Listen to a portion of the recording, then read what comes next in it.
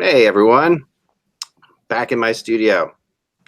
Travel is great, being with family and moving and going to other places in the country is a lot of fun. But hey everyone, in my studio. No, that's Russ. Sorry. I'm doing something wrong there. No, Russ had the chat open, so yeah. I got you. I'll be doing the same, but much smarter than you, Russ. I know. No, I've traveled to Florida to be with my in-laws and stuff like that, which there's wonderful, sweet people, but it's nice to just be back. It's great to see you guys. I mean, they were great. It was, hockey is a great thing because it gets me away at night. Sometimes you gotta watch the game. But everybody was wonderful. But there's definitely something like a good vacation is always like, you can always tell a good vacation by like how much you're okay being home. Right. That's how I see it. Like, I'm ready to attack things again, which is nice. Get back here.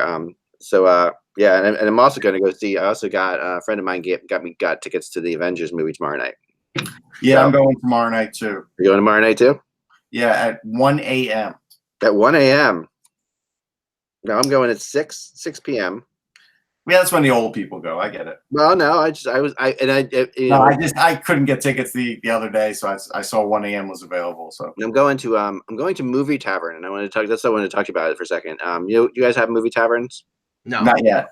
Okay, so Movie Tavern is. I mean, they have things like this in other parts of the country called other things, but Movie Tavern is.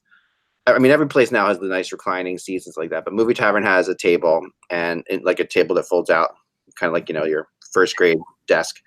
And they have waiters and waitresses that bring you food, and they have a whole full menu, full bar, everything like that. And I having gone now to like a couple movies there, it's just like there was no other way I will go see a movie. It's hilarious. It's just like I've totally become spoiled by the Movie Tavern experience. Even though the food's not all that great, the service is not all that great. There's just something about it that's just like a wonderful thing. There's a lazy factor. I mean, I always go where the loungers are. I mean, I haven't sat in regular movie seats in 2-3 years. Yeah. Honestly, it's so because I worked at a movie theater for 10 years as an usher, projectionist, manager, and it's still weird to me to sit in in a Barca lounger, in a movie theater with like about 80 of them. Yeah. In a theater that I used to work in that had 250 seats where people were sitting side by side. Yeah, it's bizarre. No, is it comfortable? I have to admit, it feels a little gluttonous. Like you do feel like a little bit like, man, we are definitely living in one of the greater countries in the world to be able to do this. Like this is how we get to watch a movie. Yeah, I almost fell asleep the first time. It was a good movie. My wife falls asleep all the time. We take her to all these Star Wars movies and all these Avengers movies. She goes with us all the time, and she has not made it through one of them. Like, and she loves these movies, but she's the same way. Like she's just second Avengers movie. I almost fell asleep. I think I nodded for a quick second. Yeah, she fell asleep for the last Star Wars movie completely. She was like an hour of it. She wasn't the only one. But Oh, that's a fail by you. You should have woken her up. Well, the funny thing is, like, we tend to like sandwich the kids, so I'm like 4 sheets away. I don't know that she's asleep. The big thing is you do that on purpose. That's a strategy employed by you. Yes. No, actually, I've offered many times to be like the guard to block her so the kids don't know when she's asleep. That's usually my theory.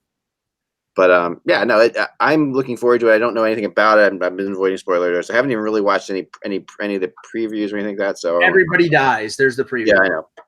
Well, I have read the comic book, so I do know how they get out of the situation they were in a little bit. So that's like the tough thing about it, because I do know that story. But they were saved by Batman and Superman. Yeah, and in this day and age, when like other people have other movies coming out, like you're like, well, that person's obviously not dead. They've got another movie coming out next year, right? But that's the other, and then oh no, that Spider-Man movie is a prequel to the first Avengers. Okay, everybody's trying to cover their butts now. It's just funny. But yeah, it's amazing to me. It will always be amazing to me because as a comic book kid, and I know you guys were too. At least Russ, you were a comic book person, right? I was for a while. Then I got out of it, and then I made my own comic book. So yeah. Oh, that's I remember. Yeah, you made your own comic book. I just think it's incredible to me that this culture is as popular as it is. Like, it just blows my mind. Growing up as a kid, like, I would have been so much cooler in this day and age than I was then. And strangely enough, the Leafs loss in the first round in Game 7 last year was a prequel to the loss in Game 7 this year. Hello, Hockey World. It is Wednesday, April 24th, 2019. I'm Nostradamus Michael Agello. I'm Russ Cohen from Sportsology. Leafs in 5. And I am Eklund.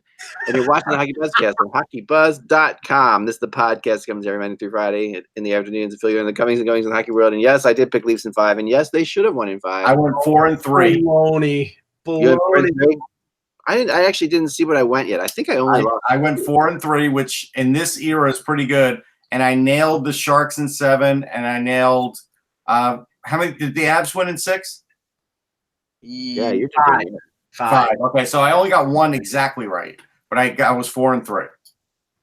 Yeah, I think I wasn't that good. I don't think. I'm not trying to. I mean, I had the Islanders. That's the one I had different from you guys. I definitely had the Islanders, and I thought that was going to happen. I think I'm 3-4 with if Washington wins, I'm 500. Which in this ridiculous underdog first round, 500 is probably decent. No, 500 is very good. I mean, there's a reason the NHL is doing its own. It's the second chance bracket. The brackets all over again. It's like, they have to. I mean, it is insane. And what's interesting though, and I have a blog coming out on this tomorrow, and I think people will find this. The seedings at the end of the year, of course, for the entire year. But if you reseed these teams based on like the last 3 months of the season, mm-hmm. These upsets aren't that crazy. Like it becomes a lot more apparent that I mean, obviously Columbus, the Columbus Tampa thing is insane. That's always going to be insane. There's nothing you can do about that. But beyond that, the other games were, I mean, listen, let's start right off with it. Let's get into it. Let's get into Toronto and Boston because we need to do that. Mm-hmm. One of my thoughts on the series is I haven't been around very much to talk about it as it's been going on, and I've been trying very, very much not to text anything because, as you guys know, like if I text anything positive, the Leafs, they immediately do something terrible. So that's why last night I started texting all these positive things about the Bruins to you guys, and trying to. I must have missed those. Oh, you saw it, and you commented on it. And the reason I was doing it was, and you guys, no one seemed to pick up on the fact that I was doing that because I wanted to jinx the Bruins. Like that was the whole concept. I wasn't. No. The jinx only applies to Toronto. I mean, last night I said, to quote, it was pretty funny. I was having a good time with it, but I'm like, because you guys have been ripping me all the time, and I said, Boston has this all wrapped up. This was early in the game. I'm like, all right, series is over. No chance for the Leafs. Be fun seeing Boston sweep Columbus and win the Stanley Cup since no. Turns out you were right. Yeah, and I said, "Is there an echo in here?" When you were making those comments about the Bruins, I was hoping my reverse psychology would work because it doesn't work. Sorry. At the end of the day, Toronto's. At the end of the day, the reason that Toronto lost is the reason that I've been saying for the last 3 months. Their defense sucks. They weren't.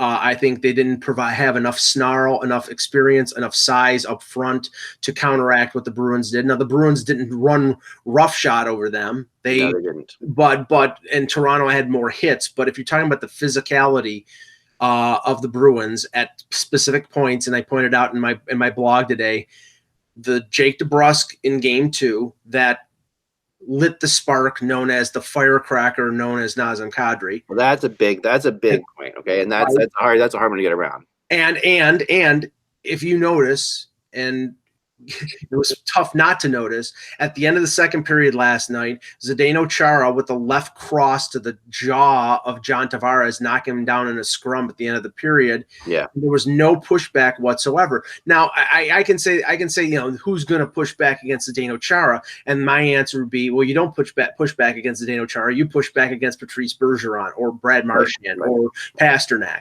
And that's the way you get away from that kind of stuff. They get away with it because the Bruins play that type of game, and that they're going to play that type of game every playoff, and that's why begrudgingly I admire them because they come into the playoffs in a war footing. You cannot go into the playoffs thinking you're going to outskill and outspeed a team. You have to be a team that has skill and speed. You have to also have to have the experience. You also have people who will go to war. And Toronto does not have enough of those players. So there's a few things. The first one is we knew about the defense, so that's nothing new. Yeah, whether Dubas, people want to write in the chat room, Dubas didn't think it was a concern. No, he thought it was a concern. He just didn't make enough moves. Maybe he just didn't want to pay the price that he would have. He did the one thing that he should have done. And he's big on that. The Muzzin trade was a great trade. He was a good move. Yeah. But Muzzin was noticeably kind of absent. I think he got worn down. I do. Yeah, he played 20-plus minutes on all 7 games. But overall, I think he was their second best defenseman behind Riley. I think that's true. The 2 things that stood out to me is the flaws in Mike Babcock are now showing in the sense that he is an old school coach coaching in a new environment here in the NHL, and he's not adapting. He made that game so ridiculously easy for Bruce Cassidy to coach against. It was ridiculous. You almost didn't need a coach on the Boston side because Babcock didn't do anything different. He did one little thing different, and Mike will talk about it because it's minutia in a minute.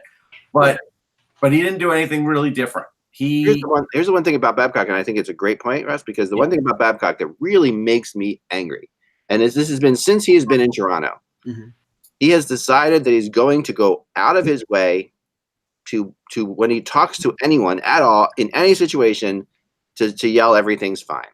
We're doing great, everything's fine. And then you see him on the bench and he's screaming at his players, and he's doing the Mike Babcock thing that we all know and love. And so this isn't going in the locker room. He's like, "Oh, we're having a good time. We're happy to be here." Yeah, it makes me insane that he's that he is so afraid of the Toronto media that he is. I hated that whole act too. No, it makes me crazy because that is not him.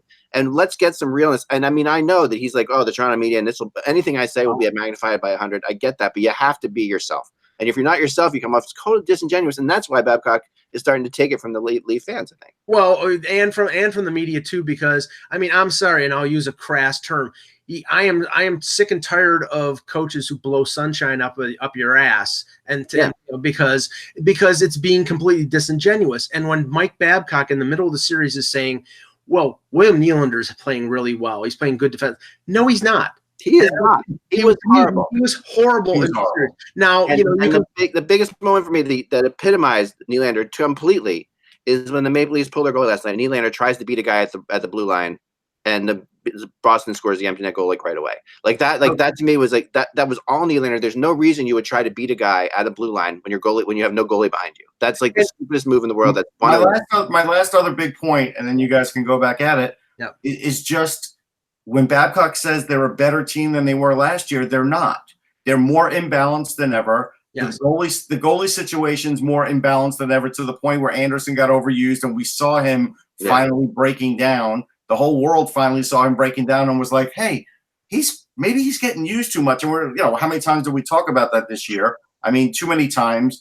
Again, like a guy like Nick Patan, the GM trades for him. He doesn't play at all in the playoffs. Right. He plays Freddie Gauthier, who can't skate. Right. So all of these things made the Leafs worse than last year. The only thing that's better is their offense. Yes. Most everything else is worse. And this happy horse crap that he served up before Game 7 and even after Game 7, which I was puzzled at. Well, these are the games that we live for. Our players should be excited. Blah blah blah. And I'm like, okay, no, you don't want to go to a Game 7 when you had home ice advantage in Game 6, and all you had to do was win on home ice, and your team didn't show up. And why it's awful is because it's just completely insulting, because that's not how he feels. And you're sitting there, you're listening to the guy tell you what he thinks for some reason Maple Leaf fans want to hear. It's just, to me, it's just infuriating. And I do think that, you have to start looking at and it makes you question Babcock, because no matter what he does at this point, he's now led in all these playoff series and lost all these playoff series. And that is really becoming something. And it's becoming the point where he is just like and this is what makes me insane. If he is this happy-go-lucky with the players, then he needs to be fired right away. Well, okay. One of the things that Elliot Friedman brought up after the game, and I had sort of been cued into it because I was following the box score as while watching the game, looking at the breakdown of ice time. Remember last year, especially in Game 7, there was a lack of ice time for Austin Matthews, which stands out even worse last year because they didn't have John Tavares. Tavares played 21 minutes last night. Matthews played 18. And Anthony Stewart on Hockey Central brought up something that I didn't think of, and maybe the cause of it. Could it be that the analytics tell the Leafs that the best performance that they get out of Austin Matthews is when he plays between, say, 18 and 19 minutes? Yeah, I think he's right. I think that's the only explanation. And you know what? if that is the justification for Austin Matthews playing 18 and a half minutes in a game where you're trailing most of the game, then the entire analytics department of the Toronto Maple Leafs should be fired right now. Because honestly, when you're down in the second and third period and the guy who has scored the most goals for your team is being relegated to 6 or 7 minutes a period, he needs to be double shifted. Freddie Gauthier should not be on the ice. He should not be playing the same amount of minutes as William Nylander. It's an abomination that Austin Matthews didn't play more in that third period. Well said. And I mean, I'll tell you this, like, and this is where analytics and hockey players' psychology don't work, okay? Because what Matthews is getting less ice time on a Babcock team. So in his head, he's not thinking, oh, I'm going to do better with less ice time. He's thinking, I got to do the things that Babcock wants me to do, which is back check. And Matthews, when he was on the ice, he played probably one of his best defensive games of the series last night. And He didn't need that. I mean, yeah, you saw him. He was behind the Leafs net. How often? Like, he was back there, like all the way, you know, and yes, I mean, that's a great thing. But Matthews is like, that's how I get ice time in his head. I've got to do what Babcock wants me to do, which is play more defense. And in that game, so that's the analytics saying he's going to do better. But what ends up happening is the player turns around in his head saying, I'm going to just do what my coach wants me to do because that's what he's been taught to do his whole life. So he ends up back checking way too much and not being part of the rush. Like, you need Matthews being part of your 2-on-1, 3-on-2 rushes. Well, and if it's not the analytics that's the reason for it, then is it the fact that Matthews' line was on the ice for the first 2 goals, and that sort of limited his Matthews did make a bad play on the first goal, like, and a lot was written about the real giveaway, which wasn't Matthews, but right before the real giveaway, Matthews also had a really weak clear too, like a weak backhand clear. He had a weak clear. Travis Dermott was following the Leafs game plan of these ridiculous stretch passes that they do constantly. Yeah. Like the Bruins don't know that they're going to stretch pass. Of course they do. So it's intercepted, and Freddie Anderson can't squeeze the post, and that was a momentum killer because the first 14 minutes of the first period, I thought it was a pretty even game. But where? Go ahead. And then Jake Gardner does what Jake Gardner does. Right, that's what I was going to get to. So where on a Babcock team is it okay for these defensemen behind the net to do the blind back pass and hope the guy's there? I mean, Gardner did it and Dermott did it. Yeah. And it's like where's that okay? I think it's sort of like area passing, pass to the open area, and it wasn't. Unfortunately, it's a hope. That a guy was there, the one with Gardner, it goes right to Nordstrom. It was a perfect pass to Nordstrom. It's hockey 101. A drop pass along your own boards behind your net is passing a puck to a forechecker. That's what's happening because that's what a forechecker is following you around. That's what they're going to do. And here is the greater problem.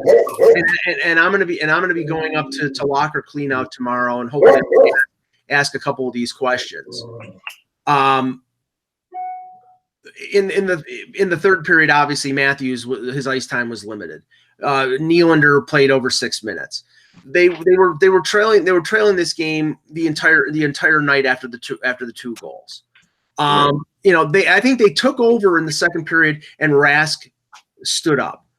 But the problem is that there was never one moment in this game when you thought the Leafs would win. There wasn't one. No, I mean, I honestly fell asleep.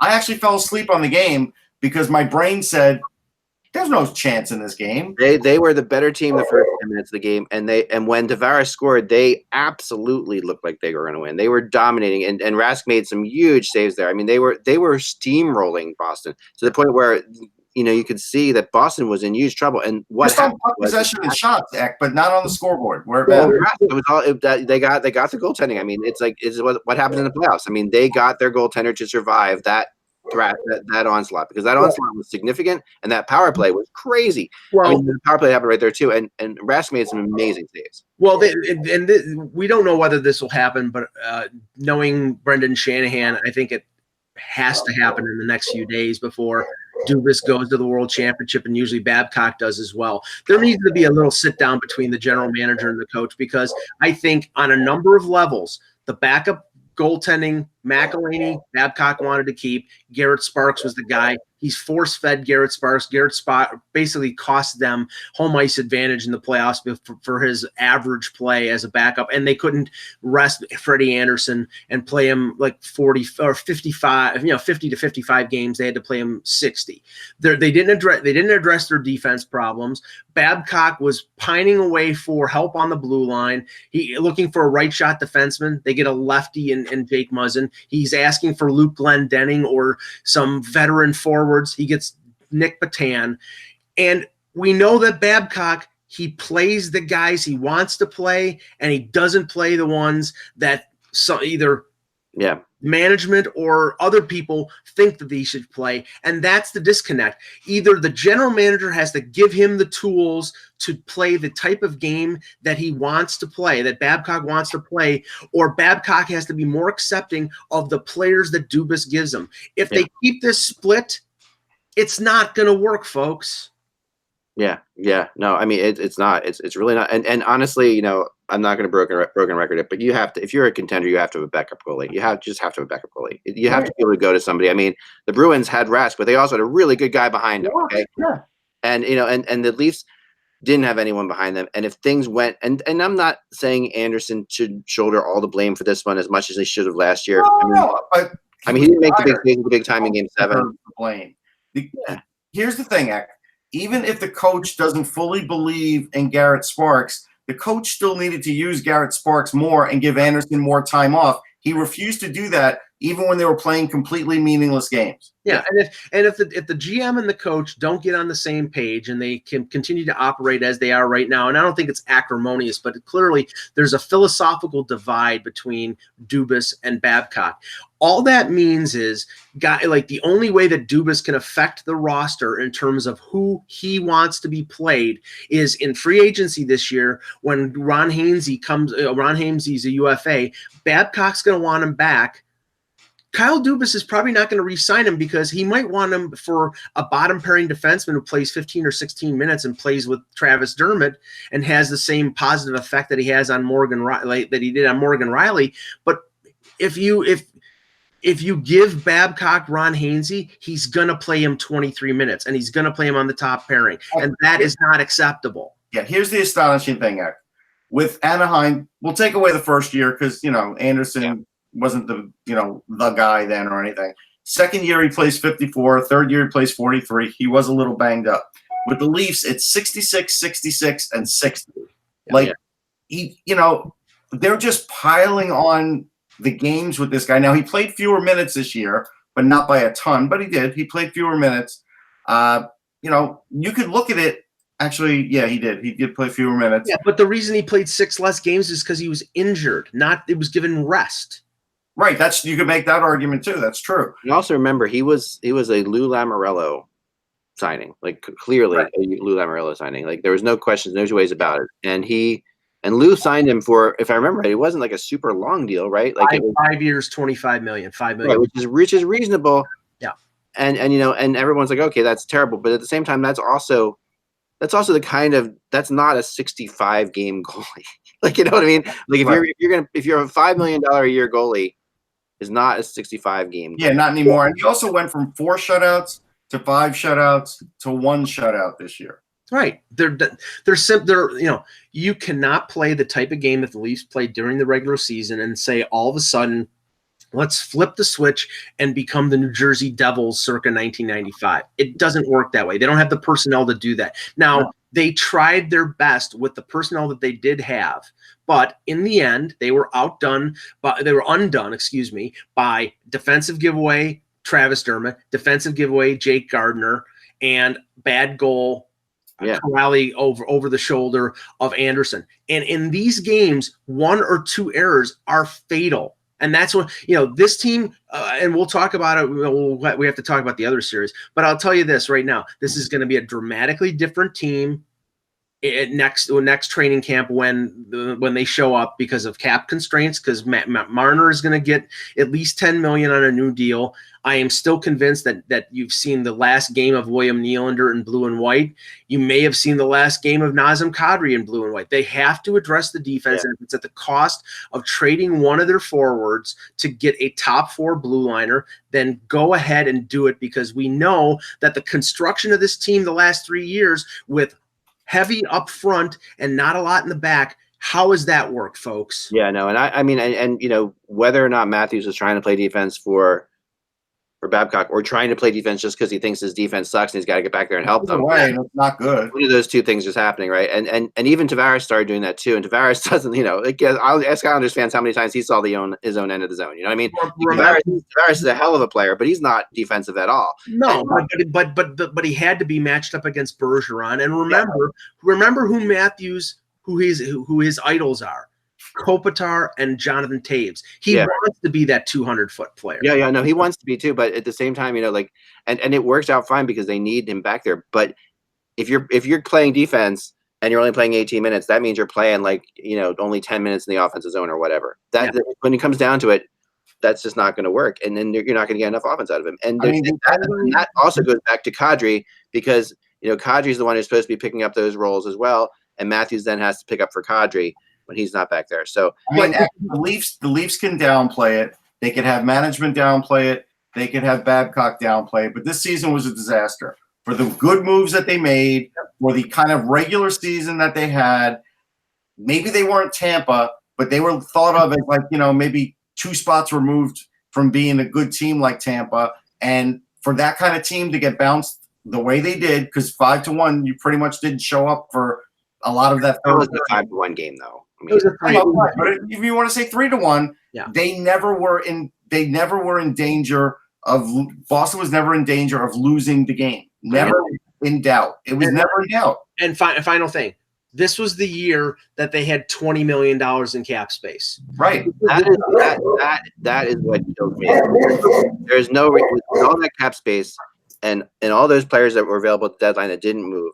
I mean, one of them actually scoring against them, right? The Boston kid, Marcus Johansson, right? Not saying he's Charlie Coyle, but right, he's a trade that. So the fact that they had all that money, the fact that they still had guys on their rookie entry level contracts that are going to be off, and they had that great bounce. They had the perfect situation to really put a team together, and that they at least should have spent some money and gotten a backup goalie. They could have. I see that.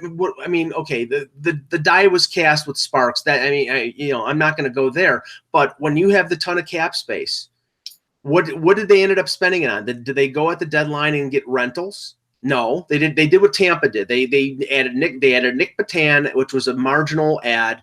They traded Par Lindholm, who by the way was a penalty killer for them, and their penalty killing was terrible in the postseason. But they added a guy that Babcock didn't want and wouldn't play.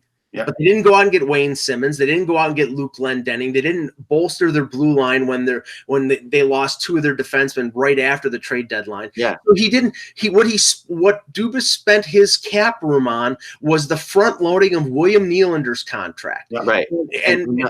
And that is a complete unmitigated disaster when you have him scoring 7 goals in the regular season and 1 goal in the playoffs.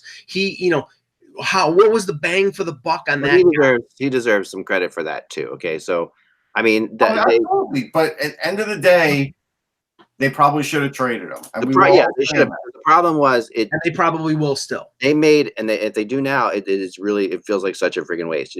I mean, but because they had such an opportunity, I'm not going to be as negative. And before we move on, I want to throw out some positive. Okay, so hold on. If you're painting us as negative, please give us the real positive of this Leaf season as it unfolded at the end.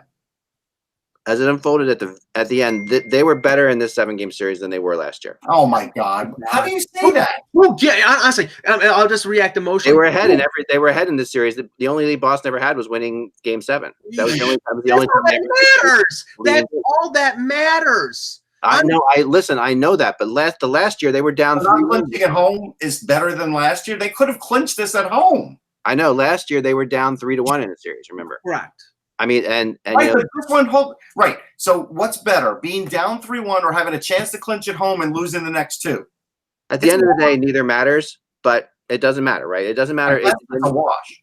Right. It's all a wash. I get that. But I felt like they took, and I think that even our Boston fan in the chat room said it really well, that I think the Leafs dominated the play through a lot of the series, but Boston came up bigger at bigger times. And that was really the game. Now, that's not to say that, then that is different than it was last year. Okay. Right. But that's why I'm going to say that, I mean, this team, well, there's no question that Matthews is coming along. There's no question that Matthews and Tavares are going to be a force together for years to come. There's no question that Marner is going to get better. Marner did not play well last night at all.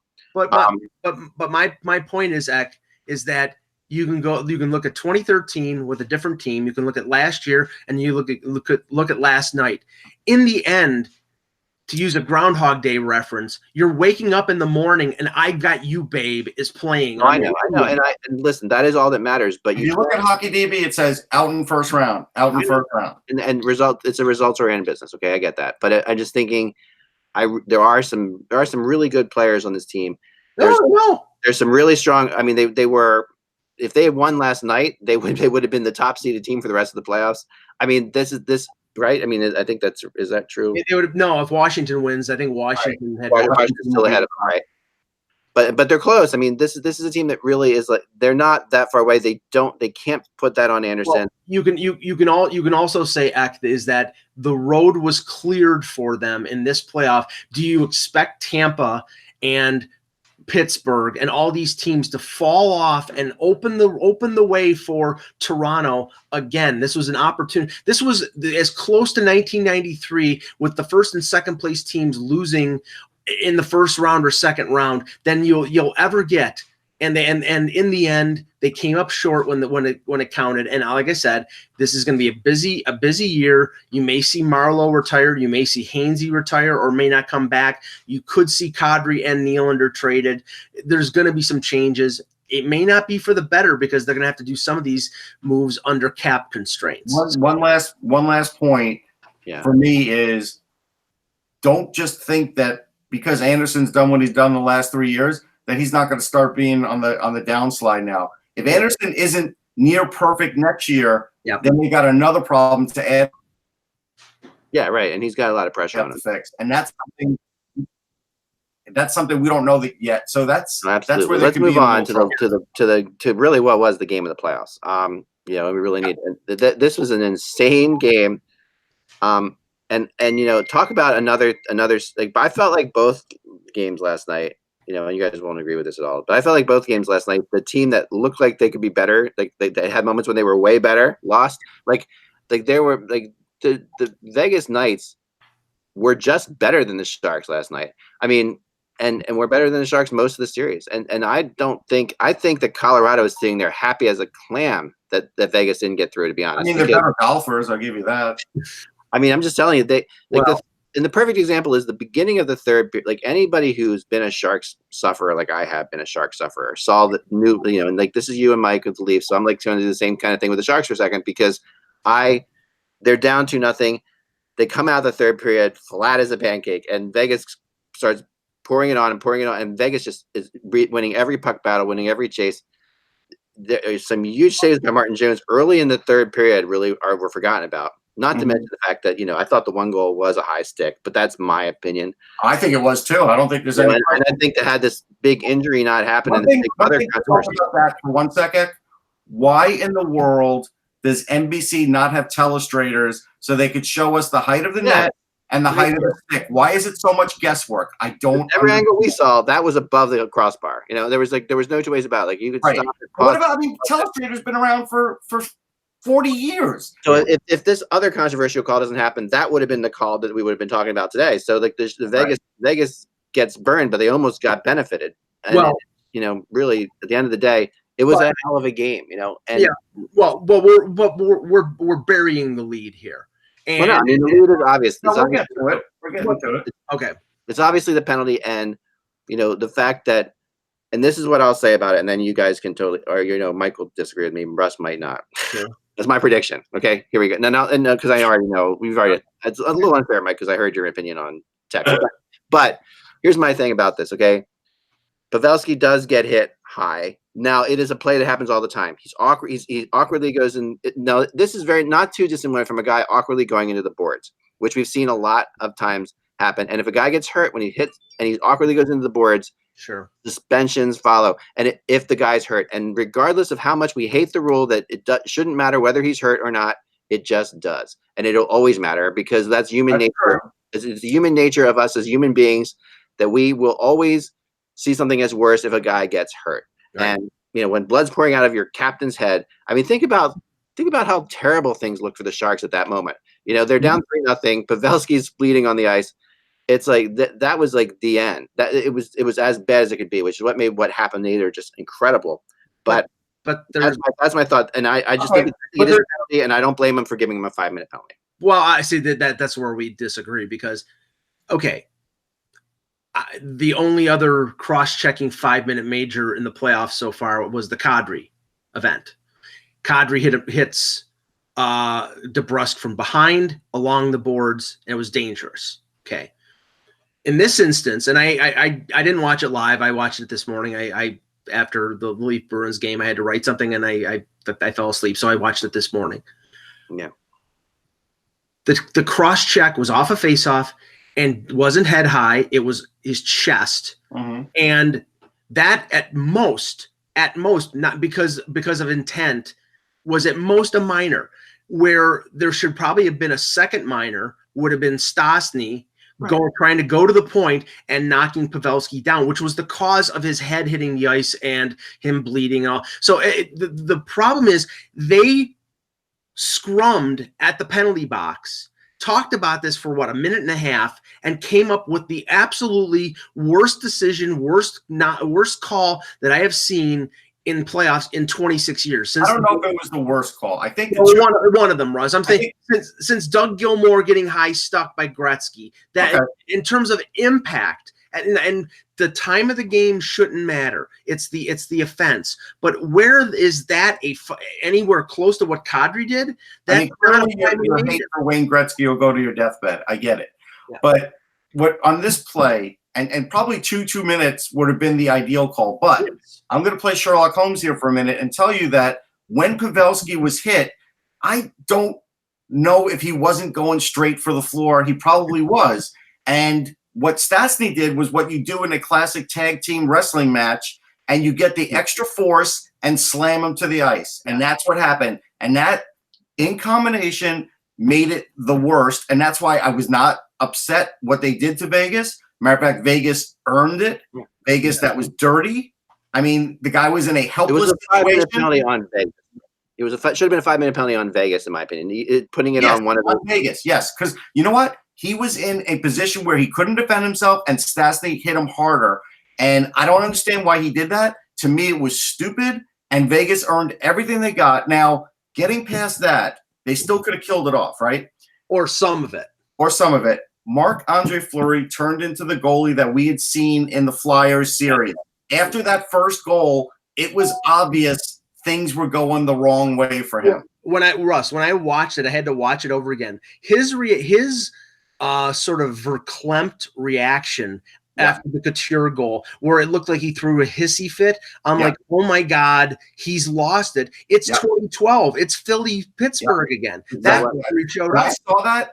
That's exactly where I went back to. And again, it's one of those things where the Sharks still have to do it. They did it. They still lost the lead. They still, Vegas still had to tie. They had the lead. Vegas had to tie it up. Vegas did tie it up. That was all tremendous. So it in a way, yes, it didn't even out, but in a way, Vegas still had a great chance to win this game, and they didn't. Yeah, they did. I mean, what Marc-Andre Fleury is probably the best goalie in the NHL if you're within 5 feet of him. But when you move away from there, it's like there is. I mean, that's what the Flyers learned way back when. That's what the Capitals learned last year. If you look at all the goals the Capitals scored, 99% of them were from the circle or out. And all those power play goals were far shots. The goal that wins Game 6 for the Sharks is a shot from outside. It's like, and that deflects. Granted, it's not like his fault, but still, everything. How you beat Fleury is clearly, taking shots. I felt the best one. Yeah, a lot of them were going over his glove side, but I felt the best one that maybe had the least chance of him stopping was LeBank's, because that one had a lot on it. Yeah, I mean, but Russ, I don't think he saw it because he was way off the angle. If you look at the replay, he screened, but the entire far side is open.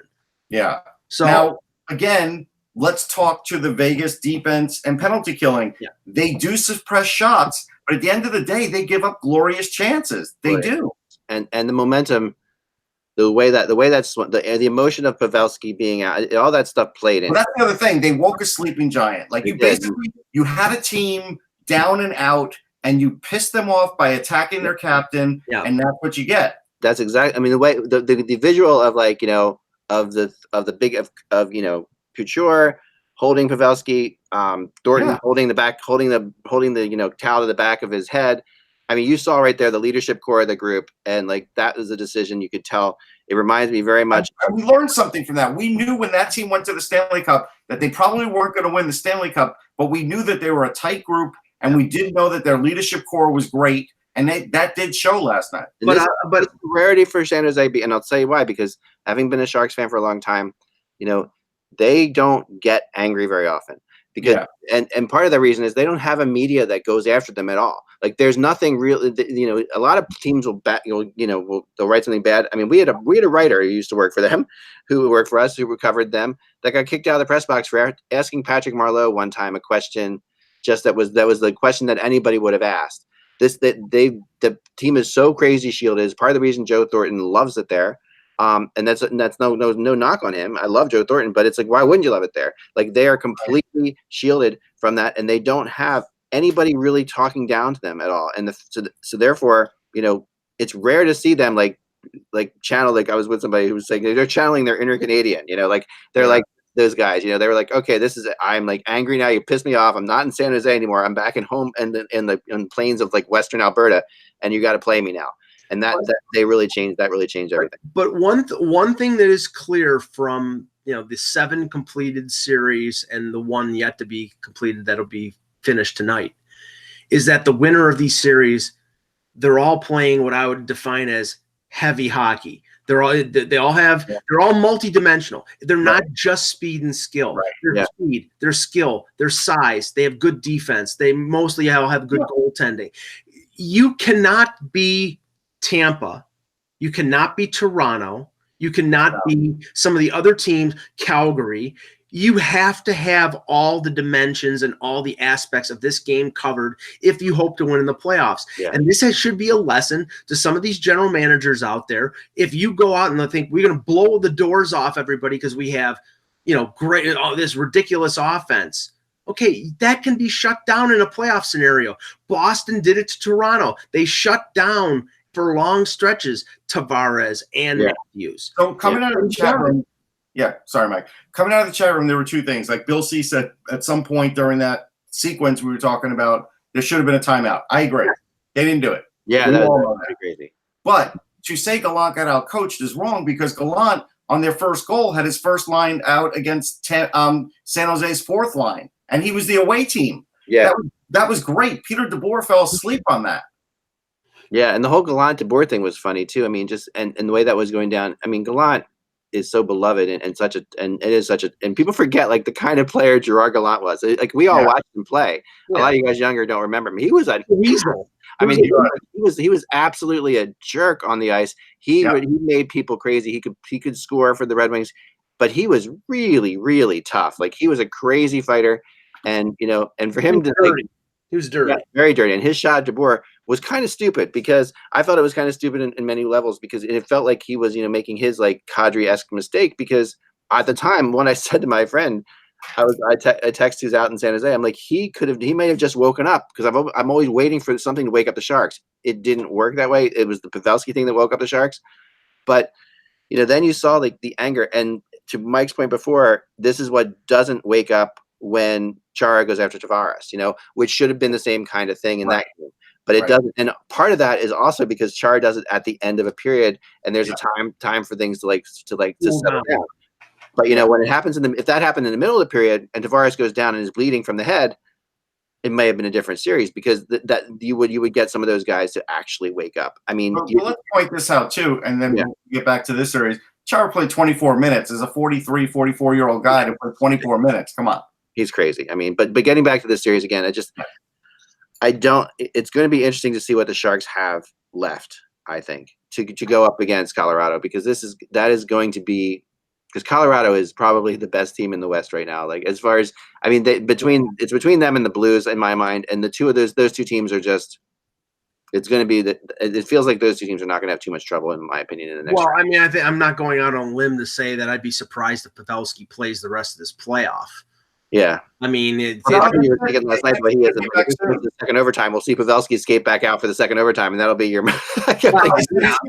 They said he's going to be back soon. They already said it. So okay, well. I mean, it was a scary looking incident, but I think it's going to be a fairly even series, because San Jose again with that advantage, and we're not doing our previews right now. No, not yet, but it will be even. But let's before we jump into that, because we can start tomorrow. And let's talk about Game 7 now. Yeah, got lots of thoughts on that. We have to talk about tonight, because. Yeah. And here's my question, everybody, tonight about tonight's game. What I think is most fascinating is this, and I heard somebody say this the other day, and I was like, yeah, that really nails it. Let's pretend the Capitals didn't win the Stanley Cup last year for a second. Okay. Just take that, and it's hard to do. It's impossible, and I know sure you can't do it. But let's take that out of the situation. The Capitals have now been the outstanding Capitals, first in their division, have now been forced to a Game 7 by Carolina. Mm-hmm. This is like a very familiar scenario for a Capitals before they won the Stanley Cup that they failed in. Yeah, certain bodily orifices would be puckered. This was not the Capitals' strength. Okay, this is their and even though the way they played in Game 5, I expect them to come out tonight, and I think they will win tonight. But I think that, but there is something to that, like they're. Well, I think this will prove. Do you really get a monkey off your back by winning? Well, I also think it puts into focus, and if we're forgetting that they won the Cup last year. Alex Ovechkin losing his cool at the end of Game 6 will be looked upon as the pressure's getting to him, because he's letting Warren Foegele bother him or amazing, right? But he's got that cup under his belt, so that has to be included, and I think that Washington is going to be a little more loosey-goosey than they would normally be in this scenario because they won the Cup. Yeah, I think that's true. They have a tremendous home ice advantage. Like I said, San Jose does, and Washington does too. The minute you walk in that door as the away team, like everything is against you. Everything, every little minute, every little thing, and so that will help a little bit.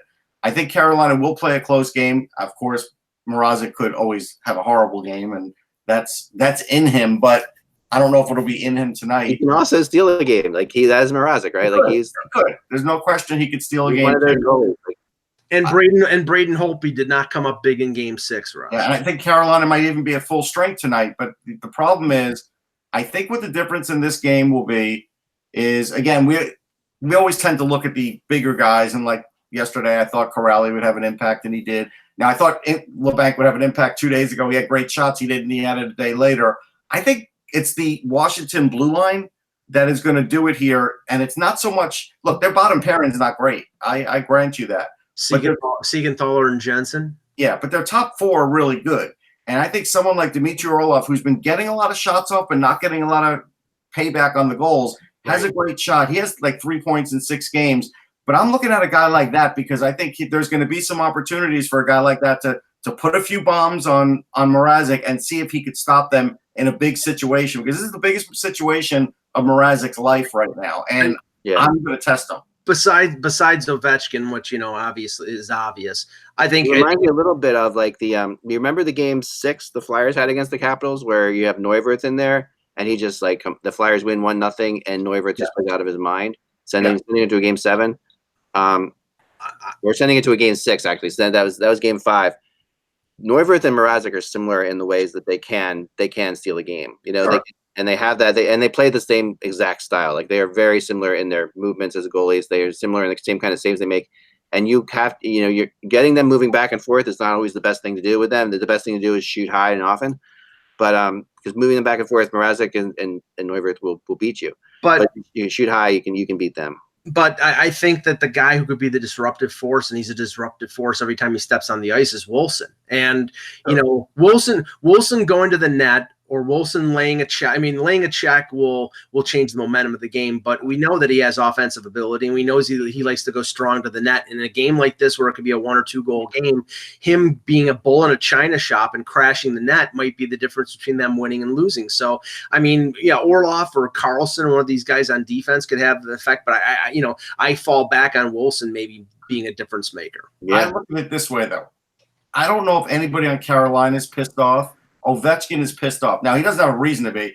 He was in the wrong completely, but that doesn't matter. Yeah. You get a pissed off Alex Ovechkin on the ice, you've got a problem if you're the other team. And that's something where I would be very worried about that if I were Carolina. He's the bull in the Warner Brothers cartoons with his eyes turning yellow, charging at Bugs Bunny. That's what he is. Until he runs into a hot goalie, and then he starts. But here's what he'll do, Ak. Even if he runs into a hot goalie, if let's say Washington gets that first power play, they're going to feed every big shot, every big one-timer to Ovechkin to try and soften up Mrazek, and he'll shoot him high. He'll shoot him at his head. Shoot at his head. You stole it. He'll shoot at his head. That's what he'll do. Yep.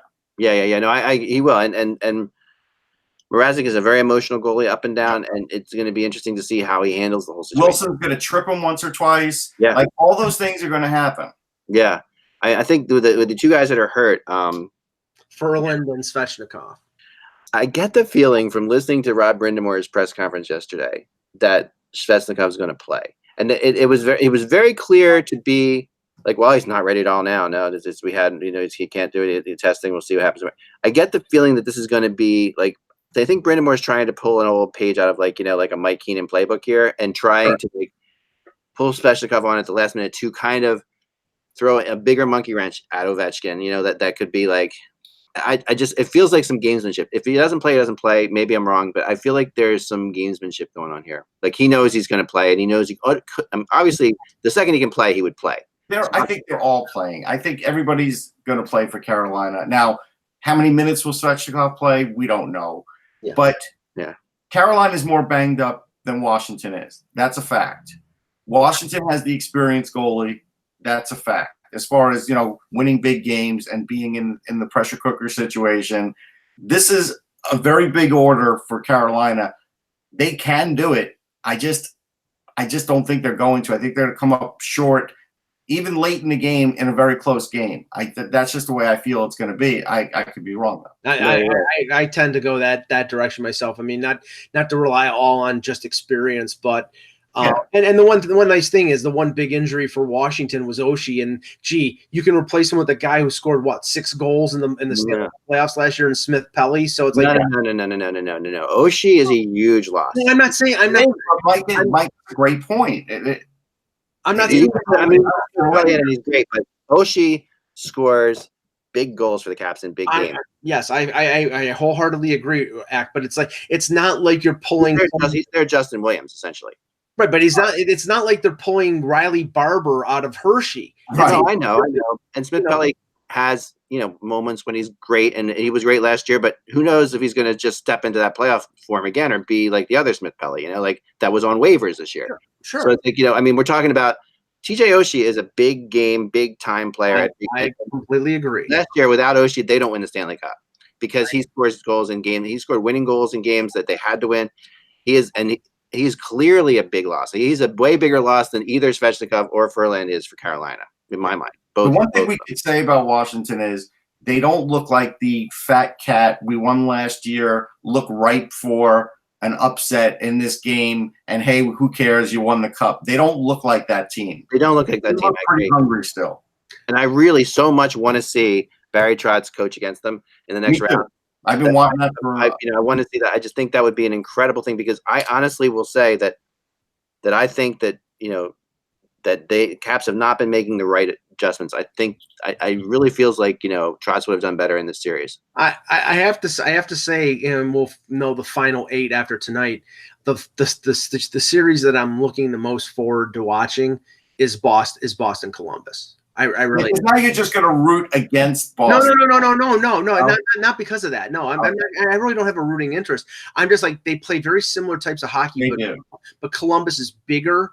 They have I think they have a better defense than Toronto. And Tortorella is good. If Cassie tries to play the physical game against Columbus, he'll match that. Tortorella will match that in spades. So it'll be and Babcock gave Columbus a huge tell in this thing. Babcock did help Columbus out by showing that the fourth line actually, like the fourth line, which for Toronto you can make, Boucher, these guys, that weren't the greatest at all, but they played a ton, and when they played, they did keep the puck down in the zone, in Boston zone a lot. And that was the work of Innes and Moore. Gauthier was Gauthier was the other guy, but that showed that especially the younger defensemen on the Bruins didn't love forechecking.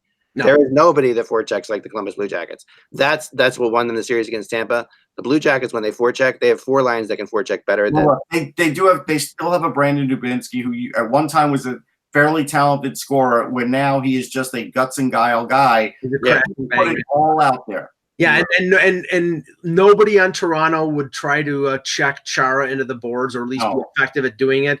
Josh Anderson will freight train him. Yeah. Yeah. Anderson will be a huge factor in that series. Josh Anderson is kind of like becoming a player that like no one knew about, but is going to know about a lot now. Like, I'm even right now in my head, I'm giving Columbus the edge in goal too. Sorry. It depends. I mean, what Rask you get. I mean, there's no question that Rask played really well against Toronto, so it's hard to say that at this point. I think he came up. He just swept. And we talk about the fact that it's really kind of like a funny little side story that I read about yesterday too. That Columbus's farm team is beating the Tampa farm team. Yeah. In the AHL, and they finished like 15, 20 points behind them. It's in the playoffs. It's kind of crazy. I mean, Columbus's farm team has a couple of Capitals guys that have won the cup on that roster. Yeah. I mean, that Columbus farm team's pretty good roster. It's a well put together AHL team, but it's a perfect AHL team where you have the older guys, the younger guys. It's like how AHL teams should be. Yes, they're always. I mean, and that actually farm team, that Columbus team just swept through this playoffs a few years ago. Remember, that Columbus farm team is really good, and the Cleveland Monsters, but they almost swept. They could have swept them last night. Although Syracuse. I'll tell you the one thing that the Caps game will lack. What the Dallas Stars had going for them in the crowd that was fun was when Dak Prescott and Ezekiel Elliott are there and they're dumping popcorn on each other and they're ranting and raving like fans. Mm-hmm. No one from the Redskins will do that at the Capitals game and be seen, and probably nobody. Well, I don't think anybody from the basketball team will either, because they're not even in the playoffs, right? Well, maybe Gronk will drive down and wave the Capitals flag, and Julian Edelman will guzzle a beer. I mean, I will say this. Now, everybody knows I'm a Jet fan, so clearly I am a Patriots hater. But I do think there was way too much put into that with Gronk waving the flag. Oh, look, we got so much out of Gronk. It's like, stop. I'm surprised he had the brain power to be able to power his arms to wave it. But it would be nice if he's from Western New York, so I can say that. It'd be nice if the Redskins had like star guys like the Cowboys did that could be in the stands and sort of loosen it up and add a little star power. I don't know if Washington's got that in that town. Is Robert Griffin III? Could he wave? Oh, that's right. He's probably in a cast somewhere. No, but I mean, I forget the guard on the Washington team. He's pretty good. I mean, they on something, but even he's not going to add anything. You're right, and it's cool. It's cool to see hockey get the hipness of crossovers from other sports. I like that a lot when that happens. And you're seeing it more happen right now than you've ever seen it happen before. I think 5,200 people showed up yesterday for the Columbus Blue Jackets practice. I know, that's crazy. Were they giving away something for free? Yeah, it was free, but at the same time, kids are off from school and parents dump them there. That may be part of it. It was. I mean, that is something because for a team that, when we sit and analyze, going for it at the trade deadline. That's why they did it. Yeah. John Wall's the guy's name. He's the biggest star. Oh yes, okay, great. That's why they did it, right? That's why the Blue Jackets did it because they maybe Bryce Harper. Oh wait a second. And that's where Yarmouth gets points, and that's why when Mike was fighting you and I, Eck, I'm still fighting it. No, but you could fight it, but this was vitally important to the fan base and revenue, and now you could see the dividends of it already at that practice. Yeah, and on the ice too, obviously, because that third-round pick last year did not score for you, against Boston last night in Game 7, Mike. So cannon fodder ain't cheap. You got to pay for that if you're going to shoot the cannon off all those times. Yep. All right, Well, enjoy tonight. I think it's going to be a crazy one. Any picks on how you think this is going to go? I kind of think the Caps are going to pull it. I think the Mets will sweep the Phillies. Thank you. I think the team that scores more goals will win. All right, I'm going to go with the Caps. I'm going Capitals 5-4. Capitals 4-1. Yeah, I'm more along the 4-1, 5-2 area too. I think for the Caps. I do think that they got the monkey off their back. But if they lose tonight, that wouldn't be shocking, and it'll bring back all the memories. I mean, if you're Carolina, you're trying to score that first goal desperately. Yep. And Carolina has shown that they can score in bunches in the series too, which is interesting. Yeah. They score suddenly, like the 3 goals they said in the third period the other night. That's an eye opener. All right, kids. Remember, without the buzz, it's just hockey. We will talk to you tomorrow.